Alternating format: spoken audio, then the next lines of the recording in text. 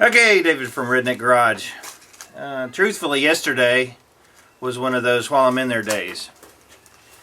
And when those days happen, you just get down in the weeds so far you just can't see the end of it. But today I feel like I'm getting kind of close to seeing the light at the end of the tunnel.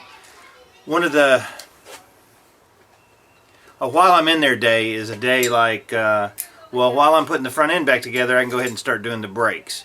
And while I'm doing the brakes, I might as well finish up the axle. And while I got the axle apart, I might as well finish up doing the front end components. So it's one thing after another, and it builds up, and you're running back and forth to get parts, and you never get anything really accomplished because, holy crap, everything's coming all together at once, and you never get anything finished. So that's what we're doing today. I'm going to be doing two videos from today's work. That's going to be the end. One is going to be on the brakes. That'll be one video, and the other one is going to be the front end, finishing up the front end components, and I'll be done with that. So that's where we're starting today. It's going to be a beautiful day out in Nashville today. It's really sunny and it's nice. It's a little windy, but Jerry, when it's 30 degrees below zero, feel sorry for you, buddy. So let's go ahead and get started with the Jeep today. Yesterday I didn't do a lot of filming. You know, sometimes when you're doing this kind of stuff, you just get frustrated. And the last thing you want to do is start carrying around the freaking camera. But today I'm ready to rock and roll. Good night's sleep. Let's get caught up where we're at. We got to put the front end back together. Got to put the diff in and lube it. Finish up the front end components, tightening them down, putting in the cotter keys, greasing them up. Put the stainless steel lines on. That's going to be a separate video. The brakes are. Need to clean all this crap out of the driveway. Once I get that done, we can start doing the body work. I did find something that has been a bitch. You can see the prior owner broke one of the bolts off for the vacuum control on the axle, and I was messing around with that for a couple hours. Have not gotten all the little pieces of the bolt out of there, but pretty close. There's a vacuum control. First thing I'm going to do is kind of clean up my workspace before I go forward, because it is a mess out here. It really does look rednecky. So let's get going. Alright, finally I got to this point. I've been dealing with a bunch of crap. Broken bolts, stuff that didn't want to fit, zerks that are too long. So we're going to go ahead and put, when you're doing your, just a little FYI, when you're doing your backing plate, make sure that your opening is here, because I made a mistake last time and did it like that and had to take the whole thing apart. And it also goes like that. So that's how your backing plate goes on, so your caliper can go on. But finally we got to this point. Now when you put your bolts in, make sure you use a little anti-seize compound on them, and that'll keep them from seizing up in the hole. So that's a good thing.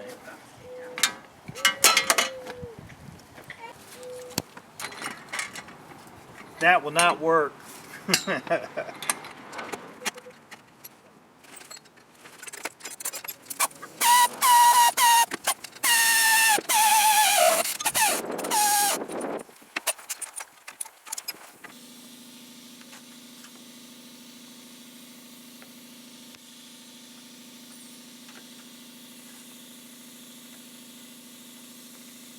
Okay, that's the vacuum control actuator. It's all cleaned up. I'm going to paint it before I put it back on.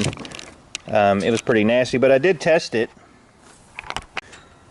To test your vacuum actuator, you can use a Mighty Vac and apply vacuum to one side or the other, and then you'll see the shift arm on the back. You'll see it go back and forth depending on which side you put vacuum on. And it worked fine, so I don't need to replace that. But it did have a broken bolt in the housing, so that's what I've been messing around with, trying to get the broken bolt out. I ended up just drilling it. Now I'm going to tap it out so we can put another bolt in it. Hey, Randy showed up to sit down in the sun. He's out of breath. Are you exercising?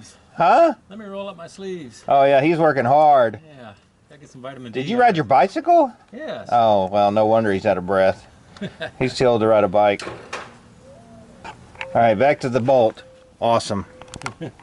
Okay, so I got this bolt hole tapped out. and it's threaded, and we can go ahead and install our vacuum actuator. You got to make sure you get that arm around your collet here. Get that arm around your collet. So I'll push it all the way to the right.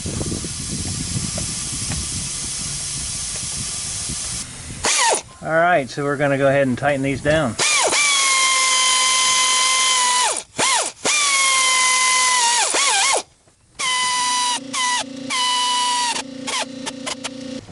Alright, here's my differential seal. What we're using today is the Right Stuff gasket maker. Woo! And this comes like Cheese Whiz in a can. It's about 14, 15 bucks a can, but it is the best RTV and it will harden up quickly. So that's what we're going to use on both this and also our vacuum control. Vacuum control on that gasket, we're going to put it on that. So I'm going to start by doing the diff cover. So I'm just going to put a pretty good bead around the edge.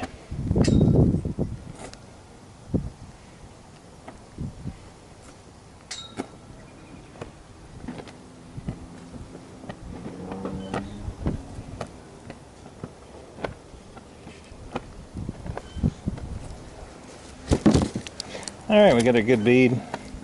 I like to flatten it out just a hair where it's not matching. But she's ready to go back on. He wants to be a musician. I've heard that was on YouTube that I get a little upset. Yeah, well, I don't care. Hey, Gary! Gary showed up at the Redneck Garage. What are you doing? I'm turning my good side. Oh my God, there's an eclipse. Don't turn away. We're just going to make fun of you to do that. What's up? Oh, man. I ain't saying nothing. Yeah, man. Cat's got his tongue. All right, we're just going to go ahead and cinch all our bolts up.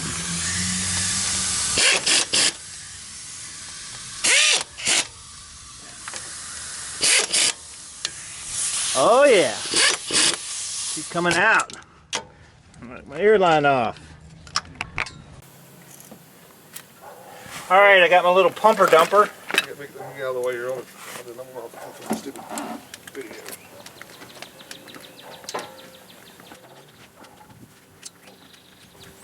Gary wants to be on camera, Randy.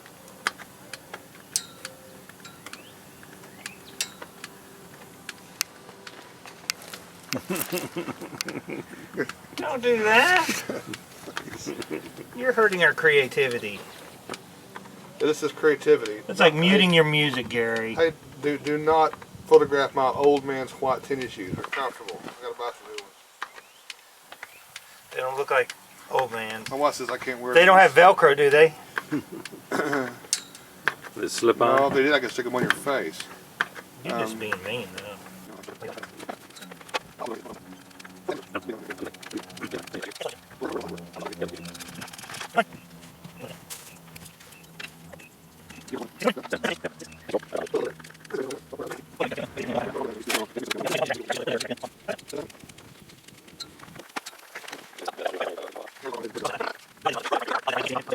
Oh gosh. That's full. Yeah. And then stop when it starts coming out.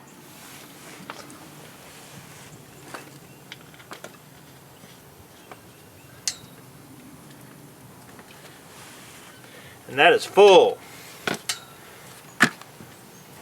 Tighten down our plug, we're done. Randy, assume the position. Oh, he's assumed it. He has assumed the position. Look at him, he's sleeping in the sun.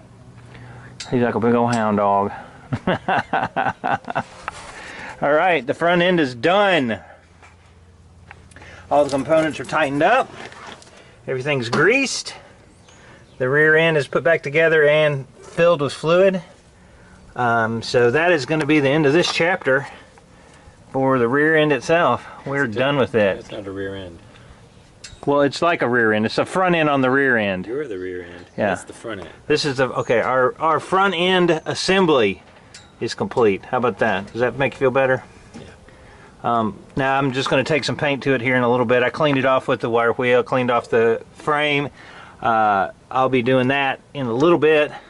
But as far as like the mechanical components, the only thing that it lacks on the front is the shock absorbers, which we're going to wait till we're finished painting with everything, and the front steering stabilizer, which is just a modified shock absorber, and it goes right there. And that'll be put on when we're finished painting because they're white and I don't feel like messing them up. But everything is finished. Next thing is finish up the brakes, and the front end will be complete. Cool.